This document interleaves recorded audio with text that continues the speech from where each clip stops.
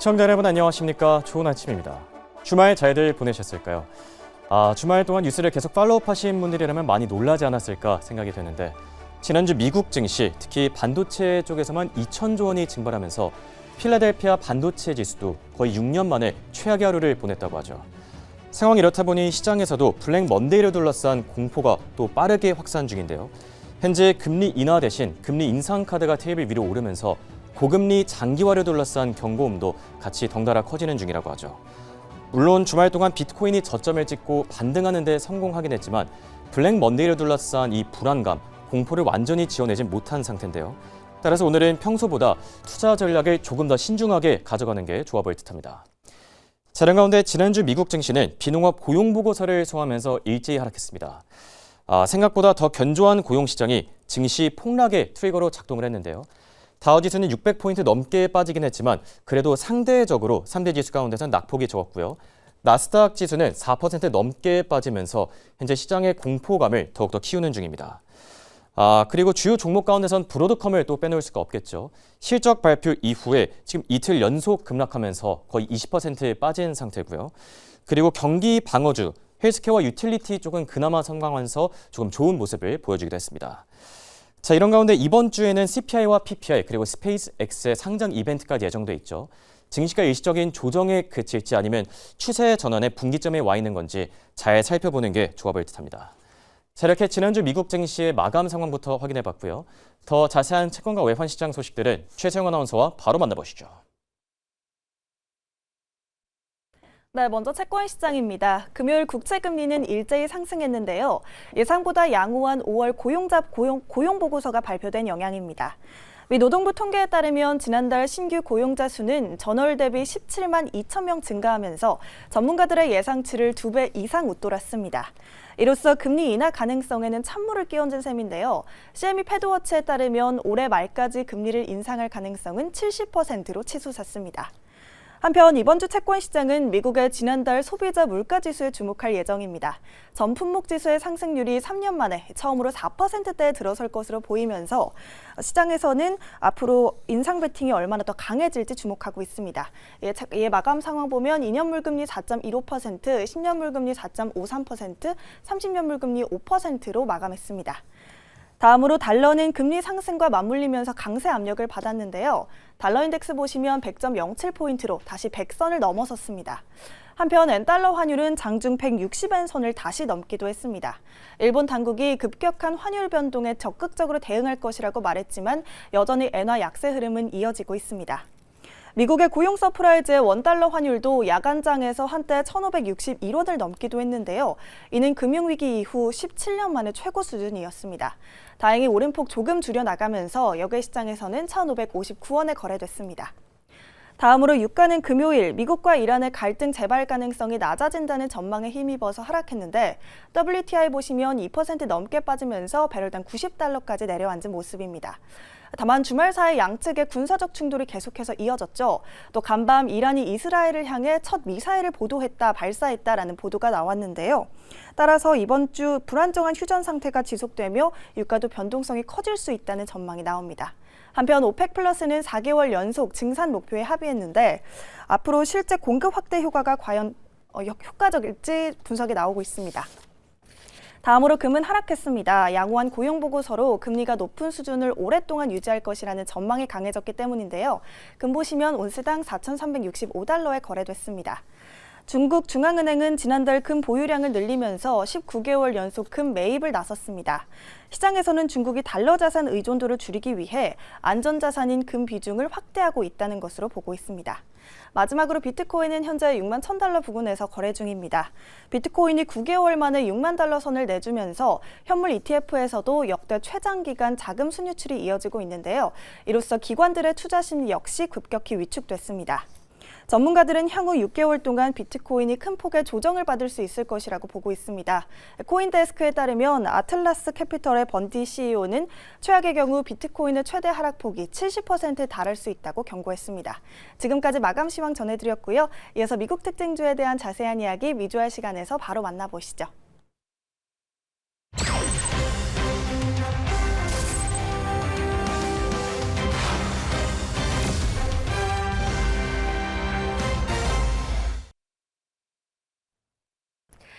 네, 미국 주식 마감 내용 가장 빠르게 전해드리는 미국 주식 알림 뮤추얼 브리핑 시간입니다.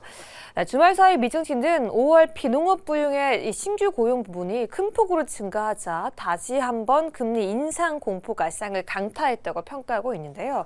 무엇보다 그동안 시장을 주도하던 나스닥이 4% 넘게 큰 폭으로 빠지면서 시장은 최악의 하루를 보냈다고 평가하고 있습니다. 먼저 주말 사이 시장에서 가장 중요한 역할을 했던 반도체 기업들의 흐름이 어떻게 변했는지 함께 체크해 보도록 하겠습니다.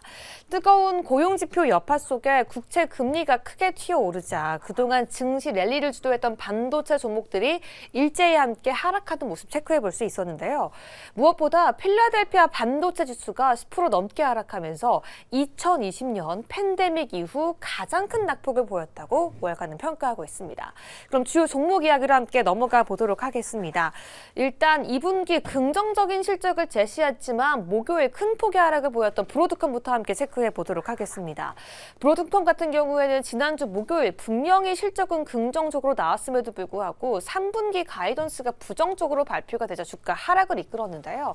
금요일 시장에서도 7.9%라는 큰 폭의 하락 보이면서 반도체 투심 전반적으로 억누르는 모습 체크해 볼 수가 있었습니다. 그러자 시장을 이끌던 엔비디아 역시 힘을 쓰지 못했는데요.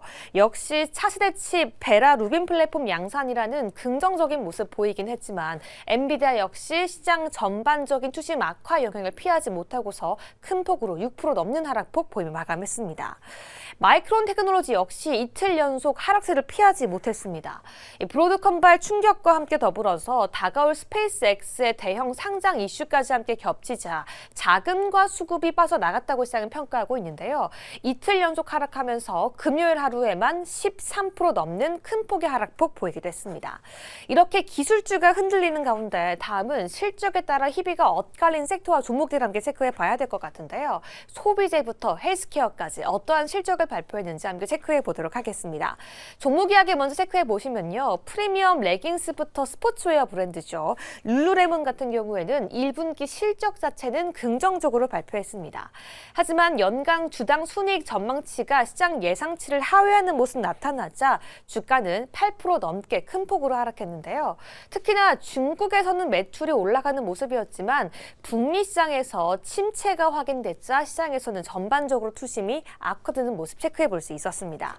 이어서 미국의 유명 레스토랑 프랜차이즈 기업이죠. 치폴레 멕시칸 그릴즈는 오히려 고실적을 기록하며 주가가 상승하고 시장을 방어해주는 모습이었는데요. 특히 동일 매장의 매출이 증가하고 있다고 평가하며 월가에서는 목표가와 비중 상향 소식을 전하자 4% 넘는 상승세로 마감하는 모습이었습니다. 여기에 더해서 의료기기 업체죠. 쿠퍼 컴퍼니 역시 2분기 실적 선방하는 모습이었고요. 시장의 예상치를 웃돌았다고 평가하면서 주가는 8% 넘는 큰 폭의 급등세로 마감하는 모습이었습니다. 그럼 마지막 섹터 함께 체크해 보도록 하겠습니다. 이번 주 시장의 유동성을 흡수하고 있는 섹터죠. 우주항공 섹터부터 이 피해를 고스란히 받고 있는 비트코인, 가상화폐 시장까지 함께 체크해 봐야 될 것 같은데요. 현재 미증시에서는 자금의 수급이 오히려 블랙홀처럼 빨아들이면서 반도체부터 그 외 섹터까지 피해를 입고 있다고 평가하고 있습니다. 그럼 어떤 섹터가 그 희비에 엇갈리고 있는지 함께 체크해 보도록 하시죠. 가장 먼저 상장을 앞두고 있는 스페이스X 이야기부터 함께 시작해 보도록 하겠습니다. 무려 117조 원 규모의 자금 조달이 예측되면서 월가에서는 엔비디아나 비트코인처럼 그동안 시장의 수급과 자금이 쏠려있던 부분에서 자금이 대거 이탈할 수 있다고 분석하고 있는데요. 스페이스X에 대한 거대한 자금 로테이션이 예측되고 있는 만큼 상장 앞두고서 시장 전반적인 흐름까지 함께 체크해 보셔야겠습니다. 이 자금 이탈 여파로 대표적인 가상화폐 관련주죠. 마이크로스트래터지 역시 시장의 큰 폭의 하락을 피해가지 못한 채 6.9% 하락 마감하는 모습이었는데요. 특히 비트코인이 6만 달러 아래로 떨어진 데다가 회사 측에서 비트코인 일부 매도 소식까지 함께 더해지자 비트코인 전반적으로 투심까지 함께 악화되는 모습 체크해 볼 수 있었습니다. 한편 마지막으로 전자서명 업체죠. 도큐사인은 1분기 양호한 실적을 기록했는데요. 하지만 시장 눈높이에 미치지 못했다고 시장은 평가하자 아쉬운 가이던스를 제시하면서 7.22% 크게 하락하면서 마감했습니다.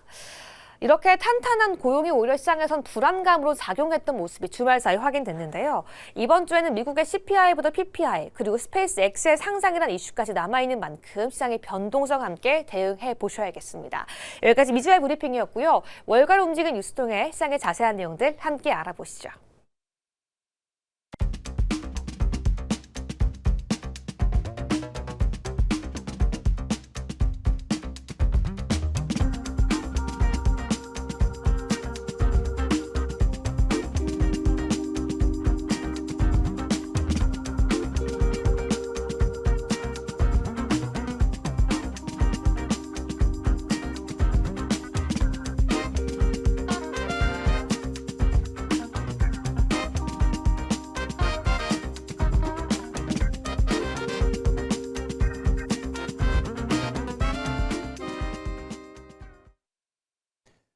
자, 이번엔 주요 외신들의 헤드라인을 체크해볼 차례입니다.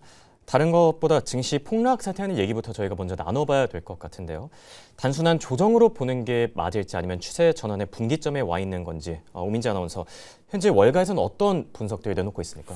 네, 올해 초 계속해서 거론이 되었던 AI 버블론 다시 한번 시장에서 우려를 하고 있습니다. 그렇죠. 브로드컴에 대한 실적도 있었고요. 또 거시경제 이슈까지 이 영향을 미치고 있는 모습입니다. 이 뉴욕 증시에서 필라델피아 반도체 지수 10% 넘게 폭락하면서 국내외 투자자들에게 큰 충격을 안기게 되었습니다. 올 초에 이어서 다시 한번 AI 거품론이 또다시 도마 위에 오르게 된 건데요. 이번 폭락은 겉보기에는 지난번과 비슷해 보이지만 단기 급등에 따른 불안감 수준이었던 과거와 달리 이번에는 빅테크 기업들의 실제 매출 전망치가 시장의 기대치에 완전히 미치지 못하게 되면서 발생했다는 점에서 차이가 있다고 합니다. 실제로 이번 사태의 도화선이 된 브로드컴은 다음 분기 AI 칩 매출 전망치가 예상치를 밑돌며 하루 만에 12% 넘게 폭락하는 모습을 보였고요. 마이크론 역시 13% 이상 급락하면서 역사상 최대 규모의 시총이 증발하는 모습이었습니다. 이 맞춤형 AI 칩 수요가 둔화되고 대형 IT 기업들의 설비 투자가 정점을 찍었다, 이런 우려가 막연한 걱정을 넘어서 이제는 냉정한 현실로 다가오고 있다, 이렇게 보여집니다. 여기에 설상가상으로 거시경제 환경까지 악화된 모습입니다. 올해 초와 달리 최근 발표된 미국의 고용 지표가 시장 예상치를 2배 가까이 웃돌게 된 거고요. 금리 인하 기대 대신 추가 금리 인상에 대한 공포가 현재 시장에서 맴돌고 있습니다. 미국의 장기 국채 금리가 5% 벽을 돌파함에 따라 자금 조달 비용 부담이 커진 빅테크들이 만약에 AI 인프라 투자를 줄이게 될 경우 HBM 등 우리 반도체 기업들의 핵심 먹거리에도 현재는 직접적인 타격이 불가피할 것이다, 이렇게 보여집니다. 그러니까 정리를 보자면 매크로 이슈들 그리고 마이크로 이슈들이 모두 다 우호적이지 않았던 것 같습니다. 매크로 단에서는 비농업 고용 보고서가 이제 예상보다 더 잘 나온 점이 금리 인하 기대감을 완전히 지워내면서 이 증시 폭락의 트리거가 또 됐던 것 같은데, 예상보다 훨씬 더 뜨겁게 나온 고용 보고서 두 번째 이슈를 한번 체크해 볼까요? 네, 맞습니다. 미국 고용 지표 시장 컨센 2배를 웃도는 모습을 보였습니다. 그러면서 미국 경제 다시 한번 탄탄한 회복력을 보여줬다고 하는데요. 이 미국의 5월 비농업 일자리가 시장 예상치를 2배 이상 웃돌게 되면서 깜짝 호조세를 보였습니다. 이 미국 노동부 발표에 따르면 지난달 비농업 신규 고용은 17만 2천 명 증가했습니다. 이 당초 8만 명 증가를 내다본 전문가 예상치 를 크게 뛰어넘게 된 겁니다. 이 중동 전쟁에 따른 유가 급등이 경기 둔화 그리고 해고를 촉발할 것이다, 이런 우려와 달리 여가 접객업 그리고 의료 부문을 중심으로 미국 경제의 탄탄한 회복력 다시 한번 보여주게 되었습니다. 여기에 지난 3월과 4월의 고용 수치까지 도합 9만 3천 명이나 상향 조정되면서 노동시장의 열기 여전하다라는 것을 증명을 해냈는데요. 실업률 역시 안정적인 수준인 4.3%를 유지한 가운데 이 고용 약화 우려가 사라지자 시장의 관심은 이제 온통 인플레이션에 대한 문제로 집중을 하고 있습니다. 이미 연준이 선호하고 있는 PC 물가지수 3.8%까지 치솟은 상황인데, 이 상황에서 이번 고용 호조는 금리 기조의 중대한 변화를 다시 한번 예고하고 있습니다. 자, 상황이 이렇다 보니까 지금 월가에서도 여러 가지 평가들이 나오고 있는 것 같은데 금리 인하 기대감이 뭐 거의 사라진 상태라고 하는 것 같더라고요. 네, 맞습니다. 사실 이제 월가 전문가들이 연준의 금리 인하에 대한 기대감, 이제는 완전히 사라졌다 이렇게 한 목소리를 내고 있습니다. 케빈 워시 신임 의장 체제에 연준이 출범하게 되었지만 다음 주 발표될 이 소비자 물가지수마저 4%를 넘어설 것으로 관측이 되고 있고요. 이 금리를 내릴 명분 자체가 이제는 시장에서 사라졌다 이렇게 보고 있는 겁니다.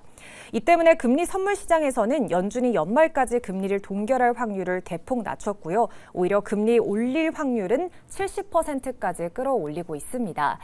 채권 시장 역시 즉각 반응하면서 긴축에 대한 공포 재점화됐습니다.